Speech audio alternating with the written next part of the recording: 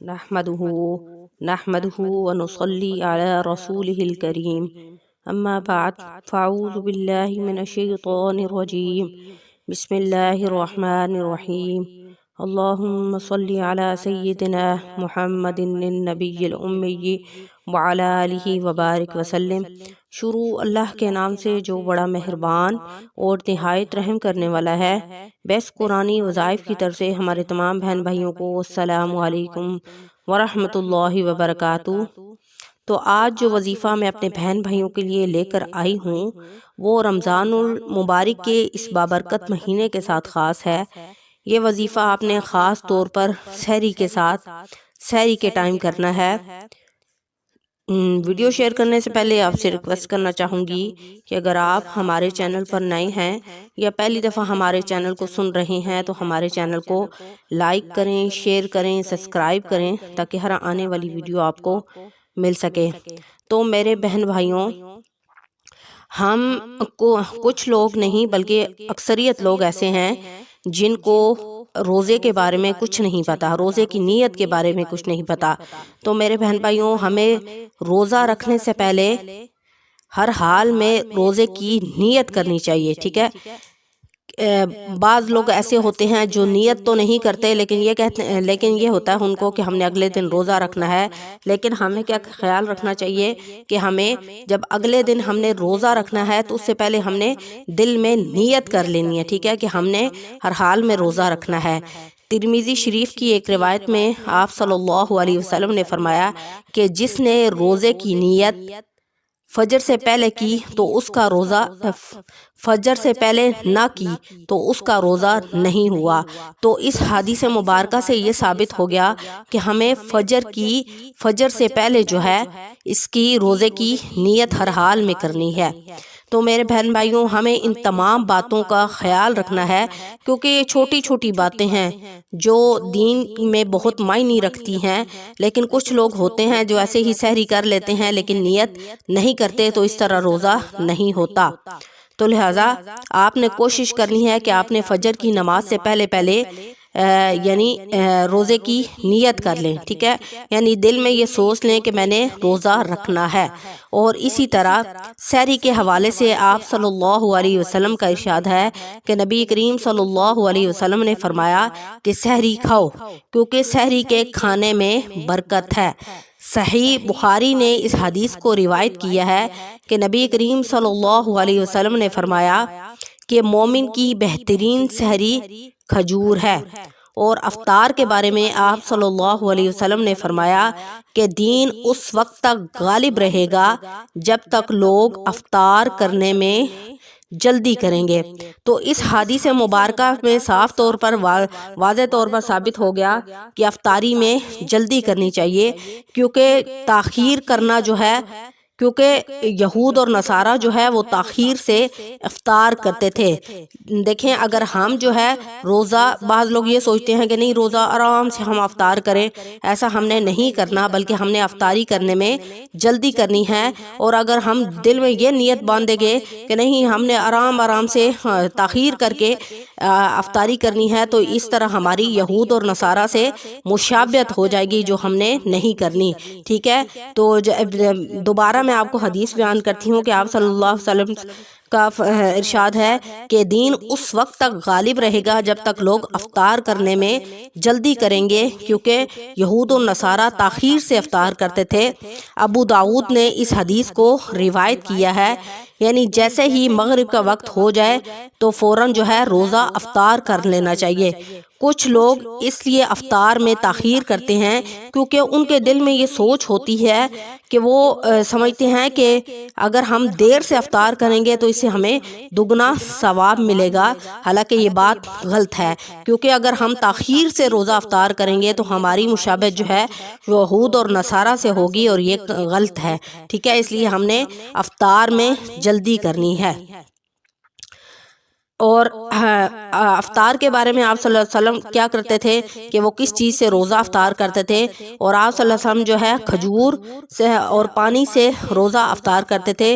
नबी करीम सल्लल्लाहु अलैहि वसल्लम नमाज से पहले ताज़ा खजूरों से روزہ افطار کرتے تھے۔ اگر تازہ کھجوریں میسر نہ ہوتی تو خشک کھجوریں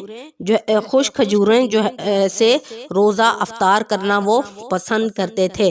تو اس حدیث سے ثابت ہو گیا کہ آپ صلی اللہ علیہ وسلم جو ہے وہ آپ صلی اللہ علیہ وسلم سے یہ چیز ثابت ہے کہ ہم ہر حال میں جو ہیں وہ کھجور سے روزہ افطار کریں، اور یہ سنت رسول ہے۔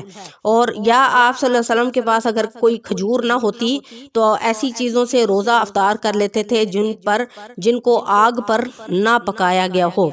تو ان تمام باتوں کے بتانے کا مقصد یہ ہے کہ اور ان تمام احادیث کو بیان کرنے کا مقصد یہ ہے کہ ان تمام حدیث کو مد نظر رکھتے ہوئے ہمیں بھی ان باتوں پر عمل کرنا چاہیے، اور اگر ہمیں یہ باتیں معلوم ہیں تو ہمیں اپنے اور بھی بہن بھائیوں کو بتانی چاہیے کہ آپ صلی اللہ علیہ وسلم کا سحری کے بارے میں یہ ارشاد ہے اور افطاری کے بارے میں یہ ارشاد ہے، اور آپ صلی اللہ علیہ وسلم جو ہے وہ افطار روزہ کس چیز سے کرتے تھے۔ یہ چھوٹی چھوٹی باتیں ہمیں ان باتوں کا خیال رکھنا چاہیے، تاکہ اگر ہمیں معلوم ہے تو ہم اپنے اور بھی بہن بھائیوں کو بتائیں، تاکہ وہ اور بہن بھائی بھی جو ہے وہ اس عمل سے مستفید ہو سکیں۔ اور رمضان المبارک اور قرآن پاک، کہتے ہیں کہ قرآن پاک جو ہے قرآن اور رمضان اور قرآن کا حسن کا جوڑ ہے۔ آپ صلی اللہ علیہ وسلم رمضان المبارک میں کثرت کے ساتھ قرآن مجید کی تلاوت فرماتے تھے، جیسا کہ ایک اور حدیث مبارکہ میں ارشاد ہے کہ آپ صلی اللہ علیہ وسلم جو ہے رمضان المبارک میں قرآن مجید کو کثرت کے ساتھ پڑھتے تھے اور جبریل امین کے ساتھ دورہ بھی کرتے تھے۔ اور امام مالک بن حسن سے روایت ہے کہ رمضان المبارک کا چاند جب طلوع ہوتا تو وہ اپنی کتابیں بند کر دیتے اور قرآن مجید پکڑ لیتے اور مسجد میں آ کر بیٹھ جاتے اور ہر وقت باوضو رہتے اور فرمایا کرتے کہ ھذا ہوا شہر قرآن، یہ قرآن کا مہینہ ہے، یہ قرآن کا مہینہ ہے۔ آپ سب روزہ آپ جو ہے وہ روزہ بھی وہیں پر رکھتے تھے اور قرآن مجید بھی وہاں پر پڑھتے تھے، یہاں تک کہ پورا رمضان جو ہے وہ مسجد میں ہی گزر جاتا تھا ان کا۔ تو میرے بہن بھائیوں، ان تمام باتوں بتانے کا مقصد یہ ہے کہ ہمیں رمضان المبارک میں تلاوت قرآن مجید کو کثرت سے پڑھنا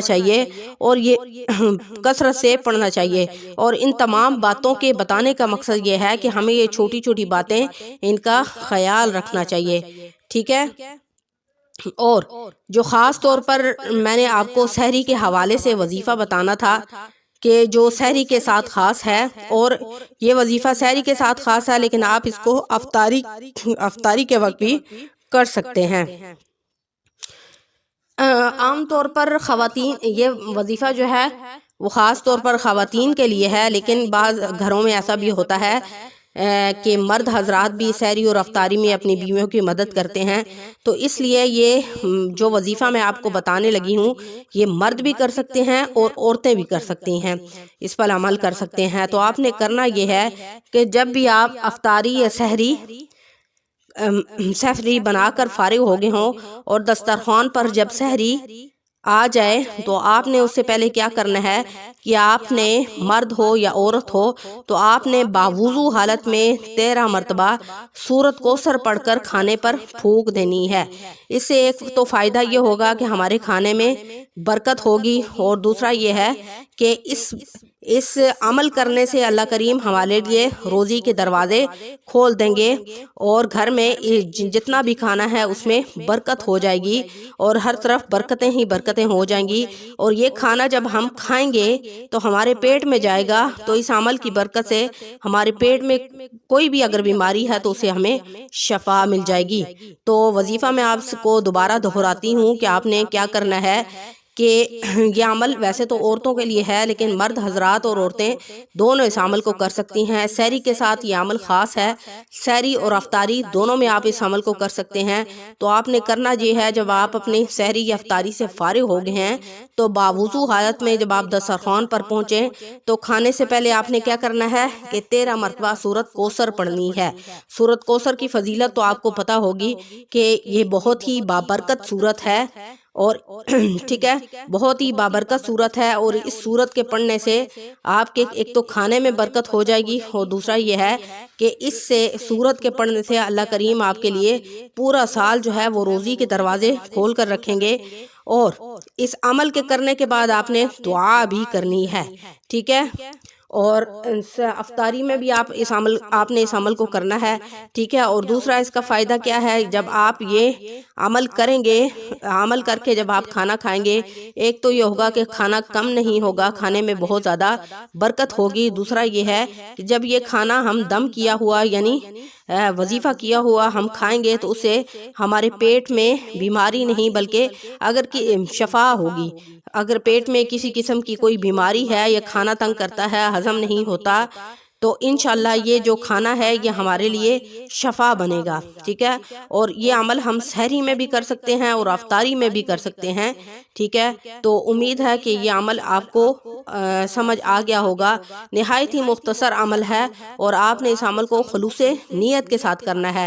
جیسا کہ میں نے آپ کو حدیث مبارکہ میں یہ بات بتائی ہے کہ قرآن مجید اور رمضان کا حسن کا جوڑ ہے، تو یہ صورت بھی جب ہم پڑھیں گے تو گویا کہ ہم نے قرآن مجید کی تلاوت کر لی، ٹھیک ہے۔ ایک تو ہمیں وظیفہ کرنے کا ثواب ملے گا، دوسرا اس عمل سے اللہ کریم ہماری دعائیں کو قبول فرمائیں گے اور ہمارے گھر میں برکت ہوگی، تیسرا یہ ہے کہ ہمیں قرآن مجید کی تلاوت کا بھی ثواب ملے گا، اور اگر ہم اس دم کیے ہوئے کھانے کو یعنی وظیفہ کیے ہوئے کھانے کو کھا لیں گے اور ہمیں اس سے شفا ملے گی۔